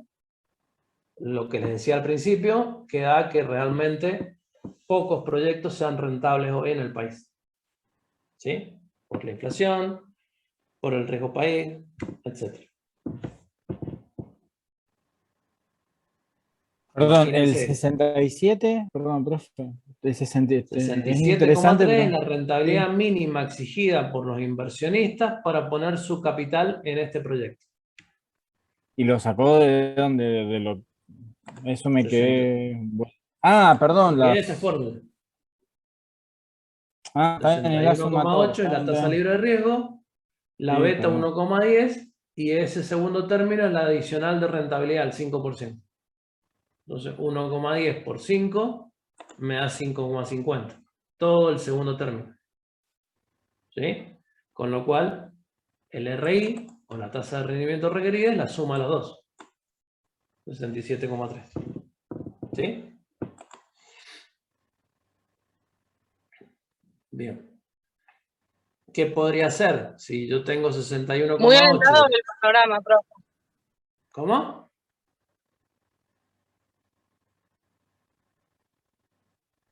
Es muy alentador el panorama, mirándolo así. No, es fácil, ¿eh? Es fácil. Ya, Que no hay ya se van a dar cuenta que es que fácil. no conviene invertir. Ah, No, eso. digo, que no conviene invertir en el país, digo. Son los datos. No, no es el corazón, son los datos. Datos Obviamente. No, correcto, pero digo que uno entre más sabe, peor es. De todas maneras, hay proyectos como, por ejemplo, los que de I+D o que incluyen este tipo de software o todas esas cosas, la fintech, todo eso que tiene una rentabilidad muy superior a eso. Y a esas sí les conviene invertir. Por eso hay inversiones de ese tipo. Todo lo de la industria del conocimiento, digamos, es algo que tiene una rentabilidad superior a eso, seguro. ¿No? O sea, es difícil encontrar un proyecto o, digamos, un sector, pero por ahí encontrar sectores que tienen rentabilidades superiores. Obviamente, que vos estás en un país donde hay determinados proyectos que no van a ser rentables, pero hay otros donde tenés ventaja, por ejemplo el campo, tenés ventaja competitiva y sí van a ser rentables. ¿Sí? ¿Qué proyecto puede no? O sea, que no, acá en el país, por ejemplo. No, bueno, o sea, siempre hay que evaluarlo, ¿sí? Hay que evaluarlo, hay que ver cuáles son los ingresos que estimás del proyecto, cuáles son los costos y en función de eso analizar si conviene o no conviene. En principio podría decir 67,3, está difícil. Pero bueno, como les digo, hay proyectos que sí dan. Por eso hay empresas que invierten. No sé, Toyota, por ejemplo, que amplió la producción, Peugeot, que amplió la producción. O sea, digamos, cuando todo está atado a dólares es más fácil. ¿Sí? Porque la tasa de inflación la pasas por arriba, no la tomas en cuenta. Si evaluas todo un proyecto en dólares, la tasa de inflación no te importa. ¿Sí? Usas esta y usas el riesgo país. Obviamente que hay que encontrar un proyecto que tenga el 18% de rentabilidad en dólares. Tampoco es tirar manteca al techo, pero podés encontrar. Son todas empresas afuera, profe, los que están nombrando. No, por eso hay empresas argentinas que tienen una rentabilidad superior, ¿sí? Por ejemplo, los de la industria del conocimiento, lo que vimos no, porque vamos a ver financiado el tema de la fintech. Por eso hay cada vez más unicornios argentinos que valen más de $1.000 millones. O sea, fintech, Ualá, o sea, hay varias, ¿sí? Y bueno, son gente que invierte acá. O sea, hay que encontrar el sector, digamos, en dónde invertir, básicamente. Bien. Ok, entonces acá tenemos la tasa de rendimiento requerida y acá le he puesto WACC porque esa es la sigla que lo pueden encontrar en muchos libros con la sigla en inglés, ¿sí? Pero este es el costo promedio ponderado de capital, el WACC, está en inglés, ¿sí? Que es el cabo que nosotros vemos en la forma, ¿sí? Pero por las dudas les digo, porque puede ser que miren en algún libro alguna vez que está traducido al inglés y hay muchos libros que están traducidos y que dicen WACC, no dicen costo promedio ponderado. ¿Sí? Bien. Uy. Bien. Vamos a seguir Ajá, ¿qué pasó? ¿Qué pasó? No.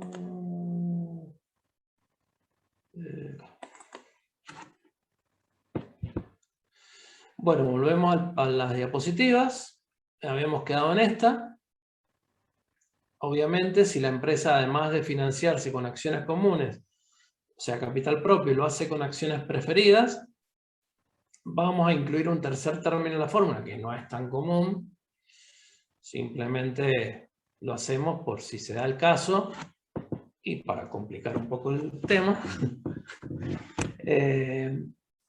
vamos a tener el costo del capital propio, si acciones comunes, el costo del capital propio de acciones comunes, el costo de la deuda y el costo de las acciones preferidas, que ya vamos a ver cómo lo calculamos. Y los W van a ser, acuérdense que era, si teníamos esto en esta fórmula, el WC era C dividido C más D. Capital propio dividido capital propio más deuda. Acá va a ser C dividido C más D más P. Porque tenemos tres formas de financiamiento. Capital propio, deuda y capital preferido. Lo vamos a denominar con la P. Entonces va a ser, acá va a ser C dividido C más D más P. Acá va a ser D dividido C más D más P. Y acá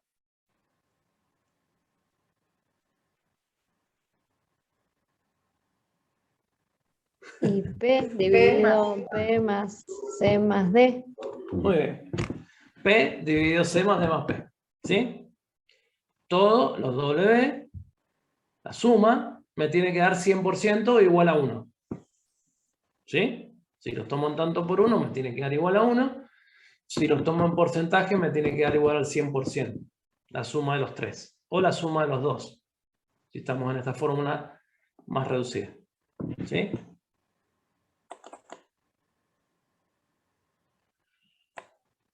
Bueno, vamos al costo de la deuda. Recién en el ejemplo que vimos, el costo de la deuda les di una tasa determinada, 18%. ¿Sí? Pero ahora vamos a ver cómo calculamos ese costo de la deuda. Si tenemos un solo, como les decía, si tenemos un solo préstamo, el costo de la deuda va a ser, por ejemplo, la tasa de ese préstamo. Si tenemos más de un préstamo, vamos a tener que el costo de la deuda va a ser intereses dividido la deuda financiera. Solamente la deuda financiera. ¿Sí? O sea, la que va a estar sujeta a una tasa de interés. Si tenemos tres préstamos, ¿qué nos daría el KD? Y nos daría la tasa de interés promedio ponderado que paga la empresa o el proyecto. ¿Sí? Por ejemplo, si yo tengo un préstamo con el 25% y tengo otro préstamo con el 30%, no es que sume y divida y me da el 0,27,5. Depende de los montos. Por eso dice tasa de interés promedio ponderado. Depende del monto. No saco la media aritmética, sino que saco la media ponderada para calcular la tasa de interés. ¿Sí? Ya lo han visto en estadísticas seguramente, incluso en el PRE.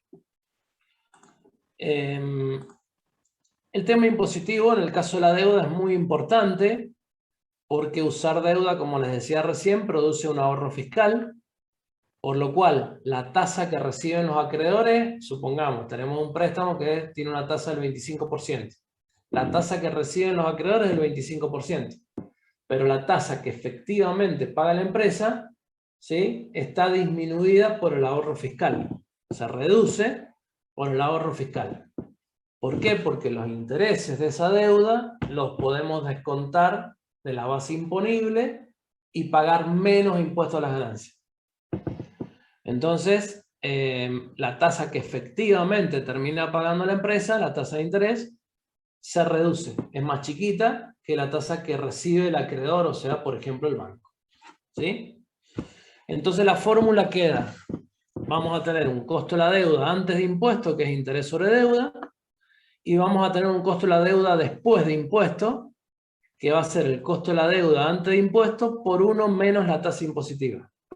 ¿Sí? Entonces, si yo tengo, por ejemplo, que el préstamo me costó tiene una tasa de interés del 25%, acá voy a poner 0,25, y lo voy a multiplicar por 1 menos la tasa impositiva. Suponiendo que es el 30%, voy a multiplicar ese 0,25 por 1 menos 0,30 por 0,70. ¿Sí? Y ahí voy a obtener el KD, después de impuestos, que es la tasa que efectivamente paga la empresa.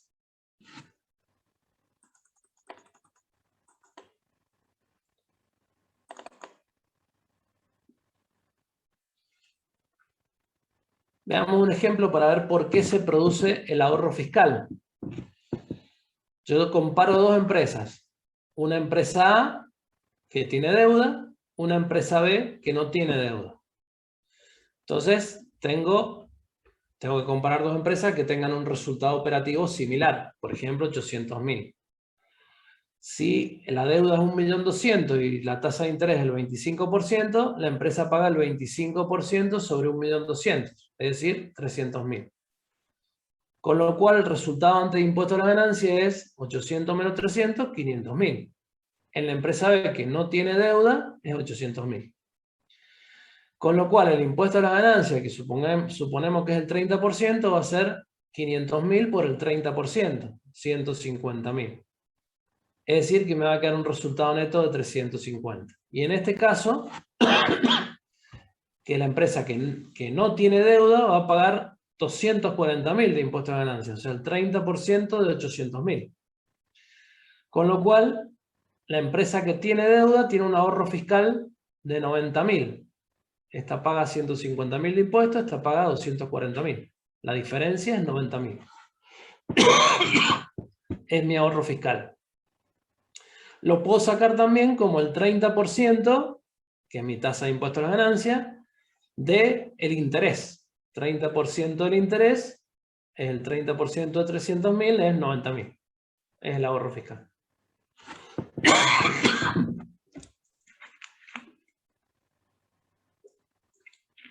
¿Y acá qué conclusión se ve? Más allá que una tenga deuda con los intereses y tiene un ahorro fiscal de 90.000 pesos. ¿Cuál sería la conclusión de estas dos?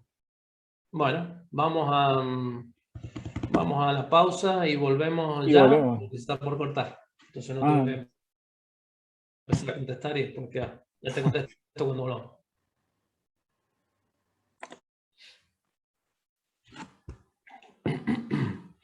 Bueno. No está grabando, profe. Sí, ya me di cuenta. Recording in progress. Ok, entonces, ¿qué es lo que vemos con este ejemplo? En primer lugar, vemos que la empresa con deuda tiene ahorro fiscal. Es decir, el Estado le da un beneficio a las empresas que se endeudan. ¿Por qué? O sea, en general esto lo hacen todos los estados, ¿sí? ¿Por qué les da ese beneficio? Porque el Estado quiere que se active la actividad económica, ¿sí? Que la actividad económica, que un país crezca.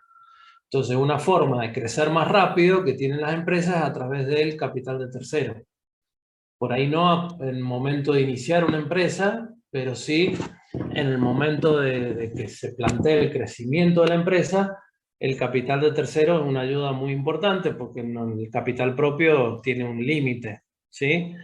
Entonces, la forma de crecer, de expandirse a otros mercados, de generar nuevos productos, etcétera, etcétera, se da a través del capital de terceros. Entonces, por eso el Estado promueve la actividad económica a través de generar un ahorro fiscal, o sea, generarle a las empresas un ahorro fiscal por tomar deuda que no lo tienen si invierten solamente con capital propio. ¿Sí? Esa es la primera medida. La segunda medida, que la vamos a complementar en Financiera 2, vos podés decir a simple vista, pero la empresa que tiene deuda gana menos que la empresa que no tiene. Lo que le iba a decir. Sabía que venía por ahí el cuestionamiento. Bueno, ya vamos a ver que también, o sea, supongamos, partamos de una situación inicial que la empresa tiene o no tiene deuda, no importa. Necesita financiamiento, ¿sí? Supongamos que necesita un nuevo financiamiento de 1.200.000, ¿sí? Si la empresa se financia con deuda, paga intereses. Y ahí se produce esta situación. Pero si la empresa se financia con capital propio, alguien tiene que aportar 1.200.000 de capital propio. O tomás financiamiento con deuda o tomás financiamiento con capital propio. No tenés muchas opciones, son las dos opciones. Entonces, si recurrís al capital propio, este resultado lo vas a tener que distribuir entre más gente. O este resultado lo vas a tener que medir, la rentabilidad del patrimonio neto, en función de un patrimonio neto más grande. ¿Sí? Entonces, ahí depende de la situación si te conviene una u otra opción. Eso es lo que vamos a ver en la unidad 3 de Financiera 2. ¿Sí? No siempre conviene deuda, no siempre conviene acciones comunes o capital propio. Depende de cuánto sean las variables. Resultados, la tasa de interés, etcétera, etcétera. ¿Sí? Claro, porque a simple vista yo decía, está bien, me generan los intereses por el tema del préstamo, fomentar el trabajo, todo lo demás, pero tengo el ahorro, y un ahorro de 90.000 pesos, pero tengo menos resultado neto, entonces como que eso me hacía ruido a simple vista, no sé. Pero se entiende. Claro, si vos tuviste que tomar esta deuda, esta empresa B quizás tuvo que aportar más capital propio. Entonces tiene que distribuir estos 560.000 entre un patrimonio neto más grande. La rentabilidad del patrimonio neto va a ser o más chica o igual, pero depende. ¿Sí? Eso es lo que vamos a evaluar en financierados. En principio quedémonos con eso. ¿Sí? Quedémonos con el ahorro fiscal y quedémonos que el resultado neto, si bien en una empresa que tiene capital propio es más grande, tiene que tener ese resultado neto tiene que ser distribuido entre más capital o entre más socios, ¿sí? O entre más accionistas, lo que fuera. Bien.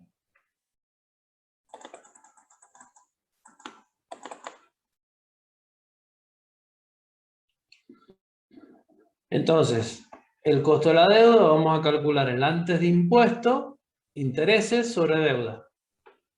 El costo de la deuda después de impuesto va a ser el costo de la deuda antes de impuesto menos el ahorro fiscal.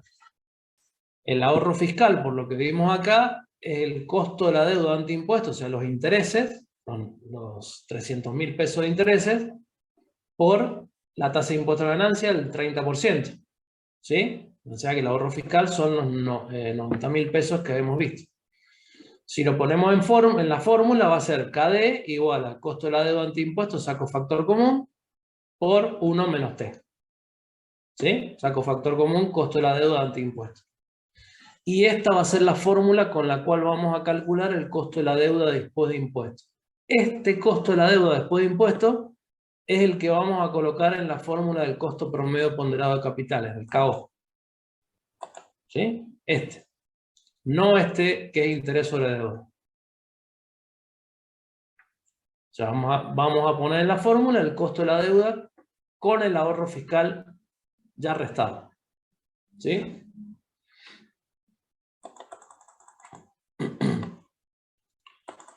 Esa fórmula es igual si toman préstamo o no. La última, sí, del ahorro fiscal. Si tomás préstamo vas a tener ahorro fiscal. Claro. Si no tomás préstamo no vas a tener el costo de la deuda. Vas a tener solamente el costo del capital propio. ¿Sí? O sea, la tasa de rendimiento requerida que vimos, el RI, que vimos anteriormente. ¿Sí? El que calculábamos así para que les quede claro. Esta fórmula. ¿Sí? Que tenía estos 3 tasas libre de riesgo y tenía el RM y el y la beta. ¿Sí? Básicamente. Esto va a ser el costo del capital propio. Si no hay capital tercero, este va a ser el costo del proyecto. ¿Sí?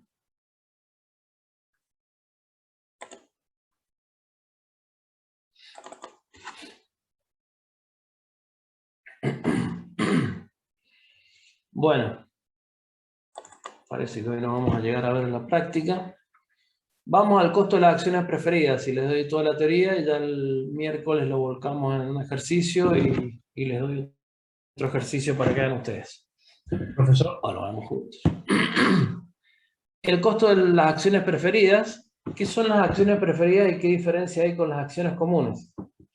Las empresas pueden emitir distintos tipos de acciones. Acciones comunes u ordinarias, que son las que tienen voto en las asambleas. Generalmente tienen una acción, un voto, ¿sí? Y participan dentro del resultado a través de los dividendos. Todo lo que hemos visto anteriormente cuando calculamos dividendos, ¿sí? Participan del resultado a través de dividendos. Ahora, las acciones preferidas son un tipo de acciones especiales que se dice que es un híbrido, es algo que es parecido a la deuda en cuanto que paga una tasa de interés, que se llama tasa de dividendo, de acciones preferidas, y también es parecido al capital propio porque forma parte del patrimonio neto del capital propio. ¿Sí? O sea, por un lado paga una tasa de interés, se parece a la deuda, pero por otro lado está en el patrimonio neto, igual que las acciones comunes. ¿Sí? Entonces por eso se dice que es un híbrido. ¿Cómo va a ser el costo de las acciones preferidas? Supongamos que el porcentaje de dividendo es el 30% sobre el capital aportado. O sea, yo compro 100.000 pesos de acciones preferidas.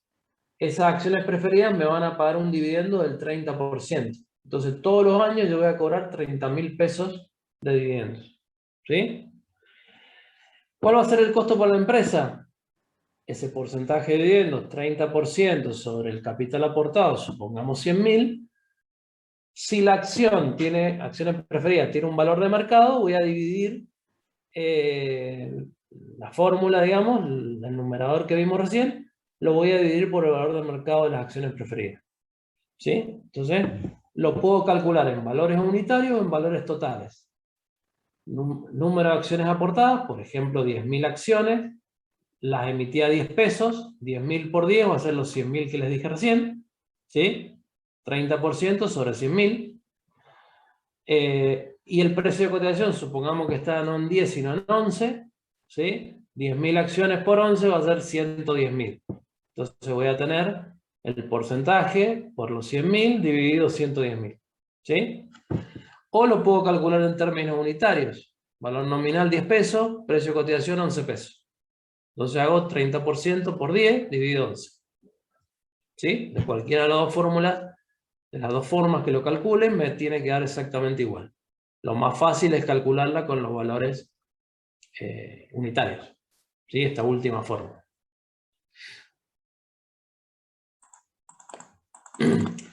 ¿Qué otra característica tienen los dividendos de las acciones preferidas? ¿Qué pasa en una empresa si los accionistas comunes, la empresa tiene pérdida? ¿Cobran algo?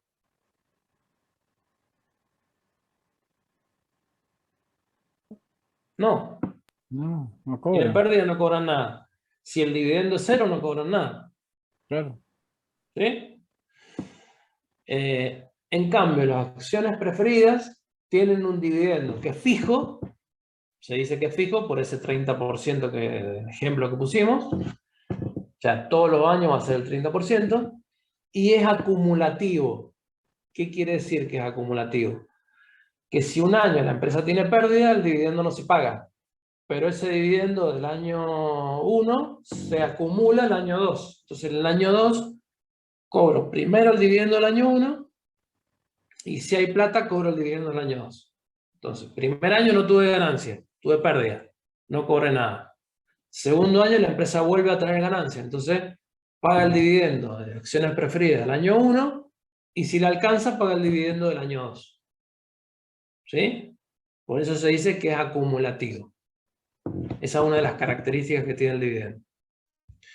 Y otra que no tiene, que tiene la acción preferida, es que tiene voz, pero no voto en las asambleas. O sea, puede ir un accionista preferido a la asamblea, opinar, hablar, lo que sea, pero cuando llega el momento de votar, no es, chao, estamos fuera de la copa. Solo el directorio. ¿Sí? O como esté formada la empresa. Claro. Profesor, Bien. disculpe que lo interrumpa. Sí. Yo me tengo que retirar. Si no es molestia, pero le quería avisar nada más. Bueno, ya terminamos de todas maneras, pero bueno. Sí. Me estaban esperando por eso. Bueno. Disculpen. Ya después veo la clase grabada. Ok. Gracias. En el caso de las proporciones, cuando hay una mezcla de financiamiento que incluye acciones preferidas, como les dije recién, C dividido C más D más P, D sobre C más D más P, y P dividido C más D más P. ¿Sí? Vamos a tener 3 formas de financiamiento y el denominador de cada fórmula de W va a tener 3 términos. ¿Sí? Capital propio, acciones comunes, deuda y acciones preferidas. ¿Sí? Sí.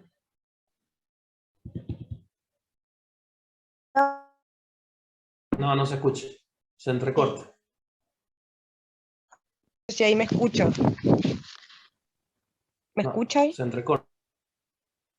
Bueno, no... Hola, hola, hola. Bueno, después le pregunto.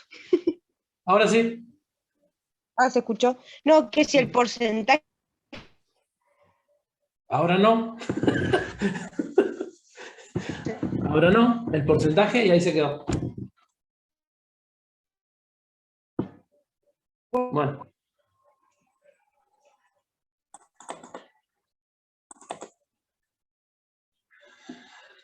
Bueno, volvamos a la beta. ¿Cuáles son las formas de cálculo de la beta? Una son las betas publicadas en la Bolsa de Comercio de Buenos Aires. Ya vamos a ver el semestre que viene, o sea, el año que viene, que todas las acciones que cotizan en la Bolsa de Buenos Aires y todas las empresas que actúan en la Bolsa de Comercio, aunque no coticen sus acciones, por ejemplo, Arcor participa en la bolsa aunque no emite acciones en la bolsa, porque participa a través de obligaciones negociables. Bueno, están todos los datos de Arcor calculados en la bolsa, aunque no emita acciones. ¿Sí? Entonces, en todas las empresas que participan en la Bolsa de Comercio de Buenos Aires, tienen cálculo de beta. ¿Sí? Que se calcula con esta fórmula que está acá. No tienen que sabérsela, ¿sí? Pero es básicamente una fórmula estadística, ¿sí? Que tiene que ver con la covarianza y con la varianza. Hasta ahí llegamos.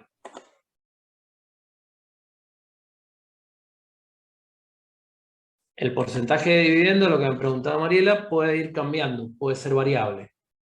¿Sí? Vos podés tener, en general, las tasas de interés pueden ser variables. Vos ponés, por ejemplo, una tasa de interés va a dar más 3%, va a dar más 1%. Entonces, si la tasa Badalar va variando, la tasa de interés va subiendo o bajando de acuerdo a lo que pase con la Badalar. ¿Sí? Entonces, bueno, esta es la forma de calcular la beta, pero si está publicada, ¿para qué se las voy a dar? Acá, si alguien tiene interés en el tema, puede tomar todos los datos, ¿sí? Acá está la fórmula de calcular lo que se calcula y que está publicado en la Bolsa de Comercio de Buenos Aires. ¿Sí? La otra es la beta calculada por el autor que vimos recién, Damodaran, que son sobre las acciones que cotizan en la Bolsa de Nueva York, básicamente. Entonces ahí tienen otra forma de calcular las betas. Pueden tomar cualquiera de las dos.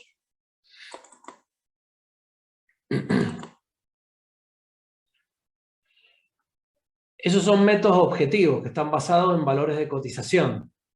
¿Sí?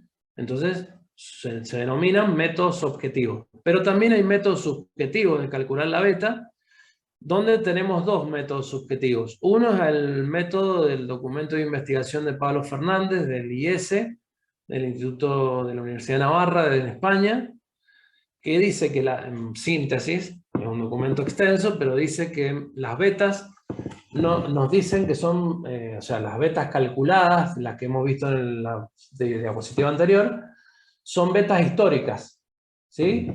Betas sobre valores de cotización, de acciones, etcétera, que ya pasaron, que ya se dieron en el pasado. No nos dice nada de cómo se van a comportar los indicadores en el futuro, ¿sí? O el rendimiento que puede tener la empresa en el futuro. Entonces, si bien se puede tomar de base esa beta histórica, hay que estimar cuál puede ser la beta en función de métodos subjetivos que pueden tener que ver con la actividad de la empresa, con la forma en que la empresa se maneje, con el management de la empresa, con los sistemas de información que tenga la empresa, etcétera, etcétera. ¿Sí? Podemos establecer distintas variables que las vamos a medir y vamos a decir, bueno, la beta de esta empresa puede ser tanto, o de este sector de negocios puede ser tanto. Y otro es el método Camel, que es calculado por el banco de inversión Goldman Sachs de Estados Unidos. Es otro banco de inversión. Recién nombramos a JP Morgan, ahora Goldman Sachs. Que el método Camel es el método que incluye el capital, el riesgo, está todo en inglés, el management, la ganancia y la liquidez de la empresa. ¿Sí? En base a estas variables se establece cuál puede ser la beta de una empresa o cuál puede ser la beta de un sector determinado. En términos subjetivos. ¿Sí?